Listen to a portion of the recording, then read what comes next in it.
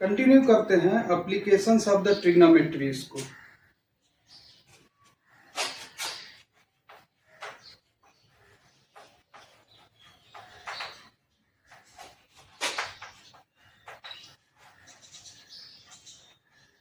पिछले लेक्चर में हमने पूरा का पूरा पढ़ा था, ट्रिग्नोमेट्री सीखा था उसको अच्छे से। फिर भी उसमें कोई डाउट रह जाता है तो आप कमेंट बॉक्स में कीजिए, क्वेश्चंस को लेते हैं, है ना।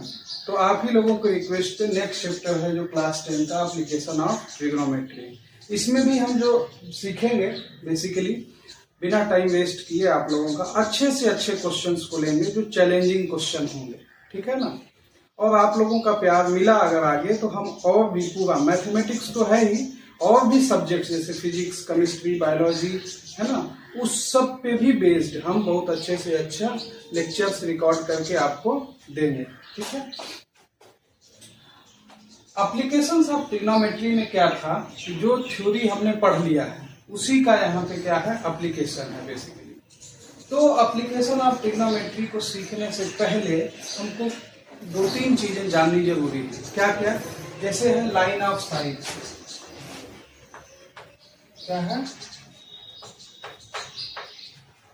Line of site? ये क्या होता है? हिंदी मीडियम वाले भी ध्यान दें, कोई दिक्कत नहीं है इसमें। एक ऐसी लाइन जो व्यूअर, यानी जैसे हम किसी चीज को देख रहे हैं, किसको देख रहे हैं, हमारी आंख से लेके उस ऑब्जेक्ट को जोड़ने वाली जो लाइन होगी, that is called the line of sight. Simple सी बात। So the line drawn from the edge of the eye of an observer to the point in the object view by the observer. Simple Hindi में समझें तो ऐसा कि जैसे आप यहां से किसी चीज को देख रहे हैं, यहां से ऑब्जेक्ट यहां पे रखा हुआ है, वस्तु यहाँ पे rखी हुई है, तो इससे इस लाइन को अगर मिला दिया तो इसी को कहते हैं लाइन ऑफ साइट। क्लियर है? Line of site. दूसरा चीज हमको सीखना है एंगल ऑफ एलिवेशन। हिंदी में इसको बोलते हैं उन्नयन कोण। एंगल ऑफ एलिवेशन को उन्नयन कोण। ये क्या होता है? बेसिकली जो देख रहा है ना, आई जो देख रहा है, वहीं से एक हॉरिजॉन्टल लाइन ड्रा करनी है। जैसे ये है कि यहाँ से एक हॉरिजॉन्टल को हिंदी में बोलते हैं क्षैतिज रेखा। एक क्षैतिज रेखा ड्रॉ करनी है इस तरीके से। अब इस क्षैतिज रेखा और मतलब हॉरिजॉन्टल लाइन और लाइन ऑफ साइट के बीच में जो एंगल बनेगा, ये एंगल कुछ भी हो सकता है, जिसको हम थीटा से डिनोट करते हैं, है ना, इसको बोलते हैं उन्नयन कोण या angle of elevation. Simple means if an object viewed is the angle formed by the line of sight with the horizontal when it is above the horizontal level। horizontal level से ऊपर है ये, ठीक है ना। सच दैट ऐसा कह सकते हैं कि in the case when raise our head to look at the object, मतलब हम ऐसे सर को ऊपर उठा के देखते, जैसे हम यहाँ पे हैं, ऑब्जेक्ट यहाँ पे, तो सर उठा के ऊपर जैसे देखना होगा, तो ये जो एंगल बन रहा है ये, that is called the angle of elevation या उन्नयन कोण। ठीक है, क्लियर हो गया कॉन्सेप्ट। तीसरा है एंगल ऑफ डिप्रेशन।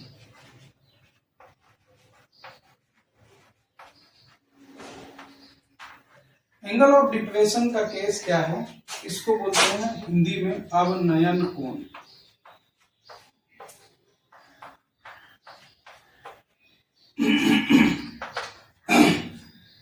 यहां पे क्या होगा कि जस्ट वाइस वर्सा हो जाएगा, जो व्यूअर है वो ऊपर रहेगा, ऑब्जेक्ट नीचे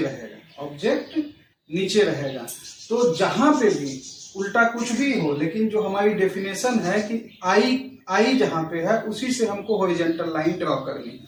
सपोज यहाँ पे है, यहाँ पे आई है, यहां से देख रहा है, ये ऑब्जेक्ट इधर है, ये ऑब्जेक्ट है, कुछ भी रखा हुआ है यहाँ पे, ये लाइन ऑफ साइट हो गई आंख से इस ऑब्जेक्ट को मिलाने वाली। और यहीं से अगर हम हॉरिजॉन्टल लाइन ड्रा करें, ये हॉरिजॉन्टल लाइन है, तो इस हॉरिजॉन्टल लाइन और लाइन ऑफ साइट के बीच में जो एंगल बनेगा वो है angle of theta angle, that is called the angle of depression, यानी अवनयन कोण। ठीक है, आगे बढ़ते हैं हम। इंग्लिश में अगर हम इसको डिफाइन करें तो ऐसा समझिए कि if an object view, if an angle found by the line of sight with the horizontal, with the below of the horizontal, when it is below the horizontal level, horizontal level के नीचे में है ये, such that case, ऐसा केस कब होता है, when we lower our head to look at the object, मतलब अगर हमसे कोई नीचे इधर चेयर रखी हुई इसको ऐसे देखेंगे ये, तो एंगल ऑफ डिप्रेशन यहाँ पे बनेगा। ये तीनों कॉन्सेप्ट क्लियर है। अब हम क्वेश्चंस की तरफ बढ़ते हैं, यानी एप्लीकेशंस कैसे कैसे बनेंगे इसके। और ये जो क्वेश्चन है ये अच्छे क्वेश्चंस लिए गए हैं, ऐसा नहीं कि लालू छाप क्वेश्चंस हैं, है ना। तो क्वेश्चंस को एक बार आपको समझना है, फिर जैसे लेक्चर खत्म हो जाए तो आपको इन क्वेश्चन को अपने से सॉल्व करना है। यकीन मानिए अगर आप अपने से सॉल्व कर लेते हैं तो कहीं कोई दिक्कत आपको नहीं आएगी आपके अपने लेवल पे।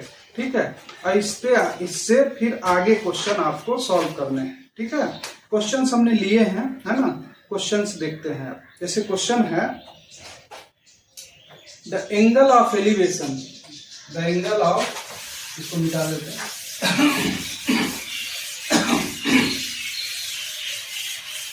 बोल रहा है the angle of elevation of the top of A tower from 2 points at a distance of 4 meter and 9 meter from the base of the tower in the same straight line with it are complementary। देखिए एक tower है यहाँ पे, ऐसा है ना, question में बोल रहा है एक टावर है, if the angle of elevation of the top of A tower, ये टॉप ऑफ द टावर हो गया, ठीक है ना, ये बेस ऑफ द टावर हो गया, ठीक है, निम्न वाले फ्रॉम 2 points, 2 पॉइंट से इसका एंगल ऑफ एलिवेशन मेजर किया गया है। एक फुट ऑफ द से 4 मीटर और एक 9 मीटर से, 4 metre and 9 metre from the base of the tower and is the same straight line, straight line same, ये सेम स्ट्रेट लाइन। तो with it are complementary, complementary का मतलब क्या होता है कि दोनों एंगल का सम 90 डिग्री होता है। मतलब एक जगह से जो एंगल ऑफ एलिवेशन है और दूसरी जगह से जो एंगल ऑफ एलिवेशन है 4 मीटर और 9 मीटर से, दोनों एंगल आपस में क्या है, कॉम्प्लीमेंट्री है। Then prove that height of the tower is 6 metre. बोल रहा है आपको प्रूव करना है, यानी निकालना है, HEIGST, height of the tower, height of the tower कितना है, 6 मीटर। तो 4 मीटर यहां से लेके यहां तक, सपोज ये 4 मीटर है, फिर यहां से लेके थोड़ा और आगे जाइए, सपोज ये पूरा का पूरा ए, हम नाम दे देते बी, सी और डी। ये ए टू सी जो है आपका 4 मीटर है, ए टू लेके डी तक आपका ये क्या है, 9 मीटर। यहां से आपने इसको ज्वाइन कर दिया ऐसे, तो एंगल ऑफ एलिवेशन, ये टॉप ऑफ द टावर है, यहां से अगर देख रहा है कोई ऑब्जेक्ट को, तो एंगल ऑफ एलिवेशन, एलिवेशन क्या होता था, जब हम सबको ऊपर उठा के ऐसे देखते थे, ठीक है। अगर हम एज्यूम कर लेते ये थीटा है और ये वाला एंगल जो होगा अकॉर्डिंग टू क्वेश्चन ये हो जाएगा 90 माइनस थीटा, क्यों कि दोनों एंगल आपस में क्या है, कॉम्प्लीमेंट्री। क्लियर है, कोई दिक्कत? कोई दिक्कत नहीं। हमको निकालना क्या है कि हाइट ऑफ द टावर यानी A B is equal to कितना होना चाहिए, 6 मीटर। ये हमको क्या करना है, प्रूफ करना। सिंपल क्वेश्चन, क्लियर है, कहीं कोई डाउट, कहीं कोई दिक्कत? टू प्रूफ, हमको प्रूफ क्या करना है, A B is equal to 6 metre होना चाहिए, ठीक है। अब हम इसको सॉल्व करते हैं, सिंपल। देखिए 2 ट्रायंगल यहां बन रहा है, एक है ए बी सी, ABC, और एक बन रहा है ए बी डी, 2 ट्रायंगल बन रहा है, राइट एंगल ट्रायंगल। अब हमको कैसे सॉल्व, देखो दोनों ट्रायंगल में ए बी क्या है, कॉमन है, ठीक है। तो इसी से हम वो क्वेश्चन को आगे बढ़ना है। इन ट्रायंगल हम पहले पकड़ते हैं एबीसी को। इन ट्रायंगल एबीसी में अगर हम देखें तो ये जो थीटा है हमारे पास, एक इंफॉर्मेशन ये है, एक इंफॉर्मेशन ये है, और ये दोनों में कॉमन है, तो इसी को हम क्या करते हैं, काम में लेते हैं। तो इन ट्रायंगल एबीसी अगर हम इस थीटा को, इस एंगल को, इसको और इसको हम काम में लेते हैं, है ना, तो इस एंगल के रिस्पेक्ट में ये क्या होगा, परपेंडिकुलर यानी लंब, और ये क्या होगा, बेस यानी आधार। ठीक है, तो ऐसा किस ट्रिग्नोमेट्रिक रेशियोस में आता है? हमने पहले बोला एप्लीकेशन ऑफ द ट्रिग्नोमेट्री है, जो हमने थ्योरी में सीखा पिछले लेक्चर में ट्रिग्नोमेट्री। आप प्ले लिस्ट में जाइएगा, ट्रिग्नोमेट्री का पूरा लेक्चर है, अच्छे से उसको एक बार आप देख लीजिए, है ना, समझ लीजिए, तब और ज्यादा क्लियर होगा इधर, अगर नहीं देखे हैं तो ये कौन से ट्रिग्नोमेट्रिक रेशियोज में दोनों आता है, यानी परपेंडिकुलर और बेस, लंब और आधार? तो ये आता है tan theta. Tan theta is equal to होता है परपेंडिकुलर, परपेंडिकुलर यानी A B divide by base यानी AC। क्लियर? अब tan theta A B is equal to, क्योंकि ए बी कॉमन है तो हम इसको ऐसे लिख सकते हैं, A B is equal to AC into tan theta. AC इधर आ गया तो मल्टीप्लाई हो गया, then AB is equal to, AC की वैल्यू कितनी है, 4 मीटर, 4 टेन थीटा हम लिख देते हैं, यूनिट को हटा के। ये चीज हमको मिला एक इक्वेशन इस ट्रायंगल से। क्लियर है? अब आगे बढ़ते हैं, इस ट्रायंगल में देखते हैं, in triangle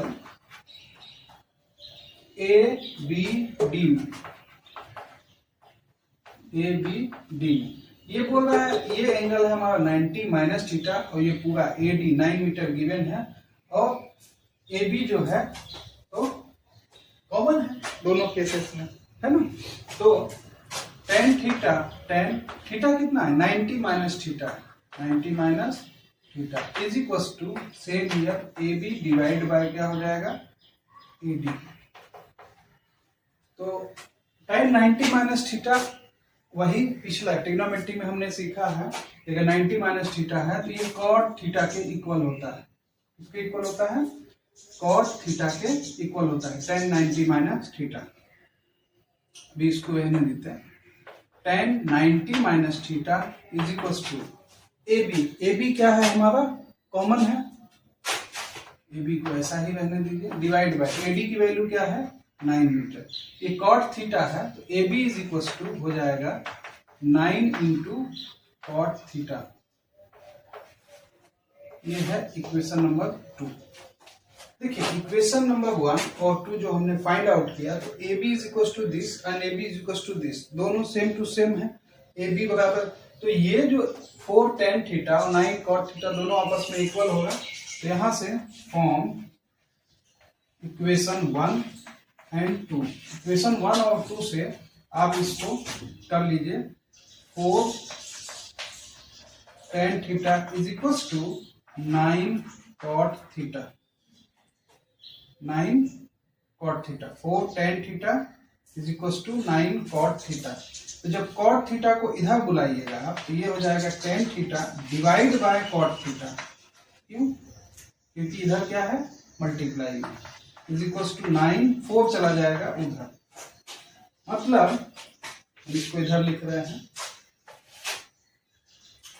tan theta cot theta को हम लिख सकते हो 1/10, तो 10 ऊपर चला जाएगा, ये बन गया 10 square theta is equal to 9/4। अगर हम स्क्वायर रूट दोनों तरफ लेंगे तो tan theta is equal to 3/2 आएगा, ठीक है ना, tan theta is equal to 3/2। तो टेन थीटा 3/2 आ रहा है, इसका मतलब ये थीटा है हम, है ना। तो रेशियो में आ रहा है, tan theta is equal to हम जानते हैं AB, अगर ये थीटा के रिस्पेक्ट में हम देखें तो AB डिवाइड बाय AC, तो रेशियो में AB और AC 3:2 है, क्या है, 3:2। तो यहां आप लेट कर लीजिए, let AB is equal to 3 x मान लीजिए या 3k मान लीजिए, और AC क्या है 2x मान लीजिए। लेकिन AC की वैल्यू तो हमें पता है 4 मीटर है।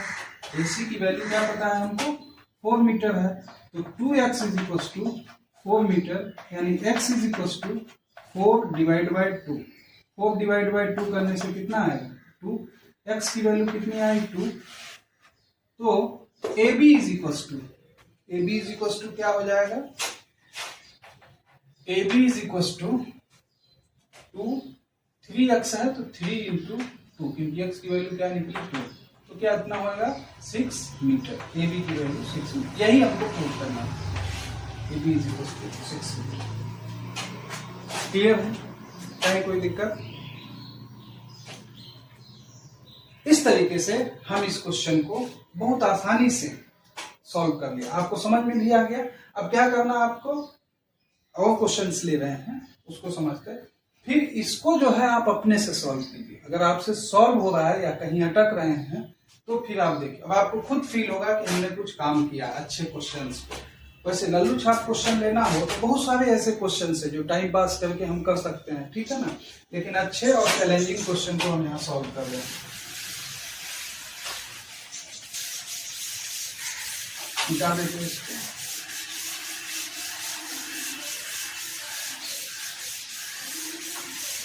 हमारा मकसद है कि आप इस क्लास के बाद आपको किसी चीज की जरूरत ना पड़े, कहीं से कहीं तक की, बस जहां भी क्वेश्चन मिले आप उसको सॉल्व कीजिए, ठीक है। नेक्स्ट क्वेश्चन लेते हैं, ये भी एक ईंट की तरह है, चैलेंजिंग क्वेश्चन है। बात करते हैं, a straight highway leads to a foot of a tower। एक टावर है, ठीक है ना, उसको लीड कर रहा है straight highway. A man standing at the top of the tower, एक आदमी खड़ा हुआ है टावर के ऊपर। Observes a car eight an angle of depression of 30 degree. जब ऊपर खड़ा हुआ है तो ऑब्वियसली कार नीचे है, तो मुंडी ऐसे उसकी झुकी हुई है, मतलब हॉरिजॉन्टल से वो एंगल डिप्रेशन ही बना रहा है। एंगल ऑफ डिप्रेशन उसका कितना है, उसका 30 degree. Which is approaching the foot of the tower, वो कार क्या कर रही है, फुट ऑफ द टावर की तरफ आ रही है, यानी टावर की तरफ आ रही है, सिंपल सी बात है। With a uniform speed, uniform speed physics का टर्म समझिए, एक समान गति है उसकी, ठीक है ना, गति बदल नहीं रही है। 6 सेकेंड लेटर, 6 सेकेंड बाद जो है, the angle of depression of the car is found to be 60 degree. 6 second बाद उसका जो कार का एंगल ऑफ डिप्रेशन जो था ऑब्जर्वर से जो देख रहा था वो 60 डिग्री हो गया। Find the time taken by the car to reach the foot of the tower from this point. मतलब कि आपको बताना है कि कितना टाइम लगा उस 6 सेकेंड से बाद फुट ऑफ द टावर तक आने में। क्लियर है, ऐसा समझिए, ये टावर क्या है, ये टावर है, यहां पे वो आदमी खड़ा हुआ है, ठीक है, यहां से देख रहा है, और ये हाईवे है। हाईवे पे कार, यहाँ पे कार थी जब वो देखा, ऐसा समझ लीजिए, ये कार है ना, ये कार यहां से ऐसे देखा, वो एंगल ऑफ डिप्रेशन, जैसे हॉरिजॉन्टल लाइन हो गई, एंगल ऑफ डिप्रेशन ऊपर में ही बनता है, कितना था 30 डिग्री। कितना था ये, ध्यान रखिए, अगर ये 30 डिग्री है तो ये लाइन समानांतर यानी पैरेलल है, ये ट्रांसवर्सल है, ये 30 है तो ये 30 होगा। अल्टरनेट इंटीरियर एंगल, ठीक है ना, उस कॉन्सेप्ट से 30 डिग्री हो गई, ठीक है। अंतःभिमुख कोण बोला जाता है इसको, है ना, अंतः एकांतर कोण, sorry 30 degree alternate interior angle. फिर क्या हुआ कि देखता रहा ऑब्जर्वर, 6 सेकेंड तक देखा। कितना सेकेंड, 6 सेकेंड 6 सेकेंड तक देखा। उसके बाद यहां पे फिर जो एंगल ऑफ डिप्रेशन यानी ये वाला पूरा का पूरा 60 डिग्री, अगर ये 60 डिग्री तो ये भी कितना होगा 60 डिग्री होगा। तो बोल रहा है क्वेश्चन वाला कि यहां से यहां तक आने में उसको कितना टाइम लगा, कार को क्या टाइम लगा, ये आपको बताना है। सिंपल सी बात है ना। इसको आपको सॉल्व करना है। Find the time taken by the car to reach the foot of the tower from this point. Simple question में कोई दिक्कत नहीं है, हम इसको सॉल्व करते हैं। इजीली कैसे सॉल्व कर पाएंगे। देखिए, सबसे पहले अगर गति एक समान है, गति एक समान है तो डिस्टेंस के मतलब डिस्टेंस कितना है, अगर ये मिल जाए तो हम उस हिसाब से निकाल लेंगे, ठीक है ना। अगर ये 6 सेकेंड है तो डिस्टेंस कितना है इसके कंपैरिजन में, तो उस हिसाब से हम टाइम को भी निकाल लेंगे। सिंपल है ना, कोई घबराने वाली बात नहीं। चलते हैं हम बात करके, इसका नाम दे देते हैं A B C और question A B C D। अब हम बात करते हैं, देखिए यहां भी ये कितना है 30 डिग्री, ये AB दोनों ट्रायंगल में कॉमन है, ठीक है ना, दोनों ट्रायंगल में कॉमन है। और ये बेस इसका पूरा A से लेके D तक बेस हो गया ट्रायंगल ABD का, और ABC का बेस हो गया AC और DD। तो बात करते हैं हम इन ट्रायंगल पहले बड़ा वाले को ABD को। ABD में tan 30 degree is equal to AB divide by AD हो जाएगा। कोई दिक्कत? tan 30 की वैल्यू कितनी होती है, वही ट्रिग्नोमेट्री में ही हमने सिखाया है, टेबल बना के, है ना। sin 30 डिवाइड बाय cos 30, है ना। तो sin 30 का 1/2 डिवाइड बाय √3/2, तो 1/√3 आएगा। tan 30 का वैल्यू 1/√3। सिंपल, आपको ध्यान होना चाहिए ये, तो क्वेश्चन को हम इजीली सॉल्व कर पाएंगे। Is equal to AB divide by AD, ठीक है। तो AB इज इक्वल टू यहां से हमको मिल गया AB is equal to AB of √3 multiply हो जाएगा इज इक्वल टू AD।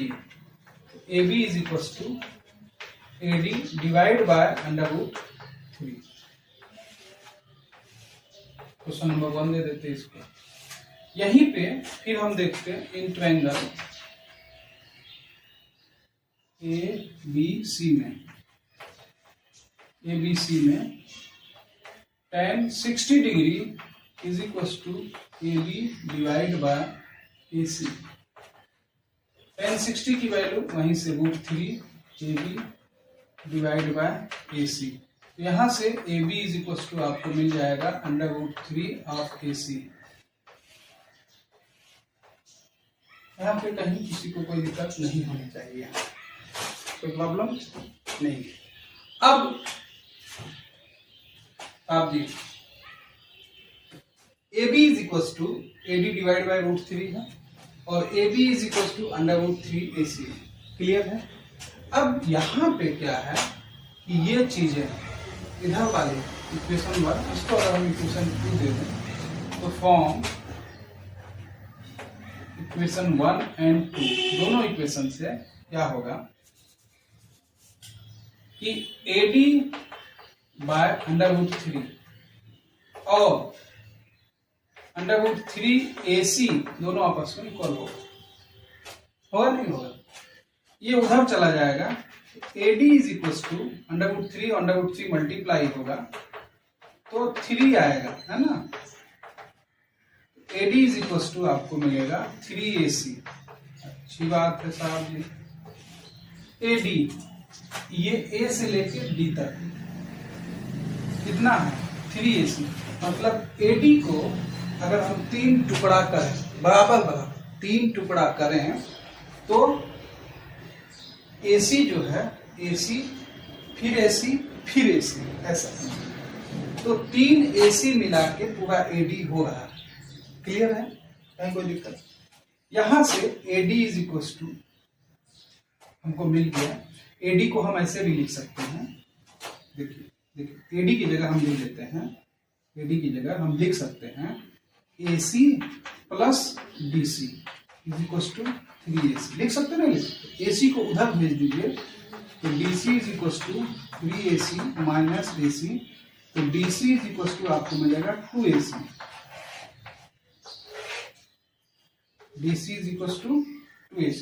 हम जानते हैं सर कि speed is equal to distance by time होता है, सब कोई जानता है इस चीज। 4 बराबर दूरी बटे समय होता है। हमको समय ही निकालना है बेसिकली। यहाँ पे क्वेश्चन है तो मैथ का question, application of the trigonometry है, लेकिन यहाँ पे फिजिक्स भी आ गई है थोड़ी सी, ठीक है, तो घबराना नहीं है। बात करते हैं, स्पीड इज इक्वल टू होता है डिस्टेंस बाय टाइम। यहाँ बात करें तो यहाँ आपको स्पीड दोनों के लिए एक समान है, दोनों के लिए क्या है, एक समान, मतलब स्पीड सेम। तो टाइम इज इक्वल टू हो जाएगा डिस्टेंस बाय स्पीड। क्लियर है? इसके लिए बात करें, पहले समझ लीजिए, टाइम दिया हुआ है 6 सेकेंड, डिस्टेंस कौन सा, DC डिवाइड बाय स्पीड। जो स्पीड इसके लिए होगा वही स्पीड इसके लिए भी होगा, कांस्टेंट यूनिफॉर्म बोला है, ठीक है ना, तो एक समान होगा। तो DC को हम लिख सकते हैं 2AC। DC को क्या लिख सकते हैं, 2AC यहाँ पे। तो 6 second is equal to 2AC divide by speed. यहां से आपको जो स्पीड मिलेगा 2AC डिवाइड बाय 6 सेकेंड, तो 2 से ये कर दिया, मतलब स्पीड आया AC बाय 3 मीटर पर सेकेंड स्पीड है।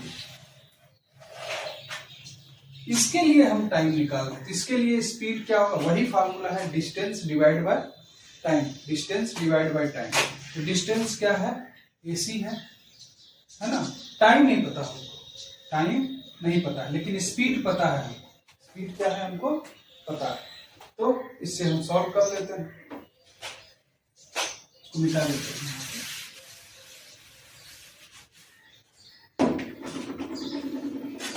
AC के लिए speed is equal to distance by time होता है, तो टाइम इज इक्वल टू हो जाएगा distance by speed. Speed uniform है दोनों के लिए, डिस्टेंस हमारा कितना है AC डिवाइड बाय स्पीड, यहां से हमने निकाला है AC बाय 3, ये 3 चला जाएगा ऊपर, ठीक है ना। AC सही हो गया, टाइम निकल के आया आपको 3 सेकेंड। टाइम है किसके लिए, AC के लिए। क्लियर है यहाँ पर, यही हमको फाइंड आउट करना था, ठीक है ना। यहां से भी हो जाता आसानी से, ठीक है ना। इसको करने का मकसद ये प्रॉपर मेथड आपको बताया गया, फिजिक्स का टर्म। यहां से यहीं पे कैसे हो जाता है उसको समझिए। DC इज इक्वल टू है 2AC, DC is equal to है 2AC, मतलब ये डबल, इस डिस्टेंस का ये डबल है, डबल है, डबल है, डबल है, तो 6 सेकेंड लग रहा है, तो आधा चलने में कितना टाइम लगेगा, 3 सेकेंड लगेगा। यहीं से क्वेश्चन ऑब्जेक्टिव टाइप में सॉल्व हो जाए। लेकिन सब्जेक्टिव बनाना है तो आपको ऐसे करके चलना होगा कि 1.2 metre tall girl spot a balloon moving with the wind in a horizontal line at a height of 88.2 meter from the ground। मतलब क्या है कि एक लड़की है जो कि खड़ी हुई है, उसका हाइट गिवन है 1.2 मीटर। वो देख रही है कि बलून उड़ रहा है आसमान में, और ग्राउंड से जो हाइट है वो गिवन है 88.2 मीटर। ठीक, इतनी बात दिया इसमें। The angle of elevation of the balloon from the eye of the girl at an instant is 60 degree. जब वो देख रही है तो एंगल ऑफ एलिवेशन मतलब आंख से लाइन ऑफ साइट और आंख से जो हॉरिजॉन्टल लाइन है उसके बीच का एंगल है 60 डिग्री। ठीक है, उस समय the angle of elevation reduces to 30 degree. कुछ समय बाद वो एंगल रिड्यूस होकर 30 डिग्री हो गया। Find the distance travelled by the balloon during the travel. तो डिस्टेंस बताना है आपको कि जब वो 60 डिग्री से एंगल 30 डिग्री हो गया तो कितना डिस्टेंस ट्रेवल किया बलून। क्लियर है? तो सबसे पहले हम क्या करते हैं, फिगर बनाते हैं। देखिए ऐसा, यहाँ पे ये लड़की खड़ी हुई है, ऐसा ये ग्राउंड है, ये आंख से इसका ये हॉरिजॉन्टल लाइन है, बलून एक यहाँ पे है, ऐसे उड़ रहा है, समझिए ये बलून है, ये उड़ते उड़ते यहाँ पे चला गया, यहाँ से यहाँ ये एंगल जो है 60 डिग्री, इसका हाइट है 1.2 मीटर। फिर कुछ देर बाद यहाँ पे ये एंगल है 30 डिग्री रिड्यूस होके हो गया, और ये पूरा का पूरा यानी इसका हम नाम देते ए बी सी डी और ई। क्लियर? हमको बताना है सी से लेके बी तक का डिस्टेंस। उड़ते उड़ते यहाँ तक गया तो ये वाली डिस्टेंस सेम होगी, ये पूरी की पूरी है 88.2 मीटर। तो यहाँ से लेके यहाँ तक, ए से लेके ये अगर नाम देते तो इसको, तो ये पूरा का पूरा 88 है, तो ए से लेके बी तक जो होगा वो होगा 87, क्योंकि 1.2 सब्ट्रैक्ट हो जाएगा, 87 मीटर होगा। क्लियर है? कहानी समझ में आ गई? ठीक, अब इसको देखते हैं, सॉल्व करते हैं। सिंपल वैसा ही, एक बड़ा एंगल बन रहा है, एक छोटा एंगल बन रहा है, एक बड़ा एंगल और एक छोटा एंगल बन रहा है। अब इसको हम देखते हैं। इन ट्रायंगल ए DEC में tan 60 डिग्री इक्वल्स टू होगा EC divide bye DC, perpendicular by base होता है, EC divide bye DC। tan 60 की वैल्यू सबको जानता, √3 होती है, EC बाय DC। यहाँ से आप सॉल्व जब कीजिएगा तो DC की वैल्यू, DC को इधर लेके आइए, EC डिवाइड बाय √3 हो जाएगा। कोई दिक्कत नहीं, आगे बढ़ते हैं। सिमिलरली बड़का ट्रायंगल में देखते हैं ABD में, इन ट्रायंगल ABD तो सिंपल ABD में आप देखिएगा tan 30 degree is equals to वही AB divide by DB। Clear? तो tan 30 की वैल्यू होती है 1/√3 इज इक्वल्स टू AB तो AB है, डिवाइड बाय DB, D से लेके B तक, DB ही रखिए। तो यहां से DB इज इक्वल्स टू हो जाएगा आपका √3 AB। यहां तक किसी को कोई problem? Question number 2, question number 1, यहां तक किसी को कोई प्रॉब्लम नहीं होनी चाहिए। ठीक है? अब हमको क्या चाहिए? C से लेके B तक का डिस्टेंस, C से लेके B तक का डिस्टेंस चाहिए हमको। तो DC is equals to EC by √3 है, और DB is equals to √3 AB है। देखिए AB और EC दोनों सेम चीज है, हॉरिजॉन्टल लाइन है, ऐसे वर्टिकल लाइन है। EC और AB भी दोनों क्या है? सेम टू सेम है। और हमको चाहिए क्या? BC। तो DB की जगह पे हम लिख सकते हैं, DB की जगह DB क्या है? DC प्लस CB, इन दोनों को प्लस करने से ही ना DB बनी है पूरी की पूरी, is equals to √3 of AB। तो DC इज इक्वल्स टू यहां से आपको मिलेगा EC divide by √3 plus C B ही हमको निकालना है, √3 ऑफ ए बी। अच्छा ध्यान दीजिए, ई सी और ए बी दोनों सेम चीज है कि नहीं? E C is equal to A B है, दोनों सेम चीज है। तो इसी की जगह पे ए बी प्लेस कर दीजिए, उसको उधर भेज दीजिए आप।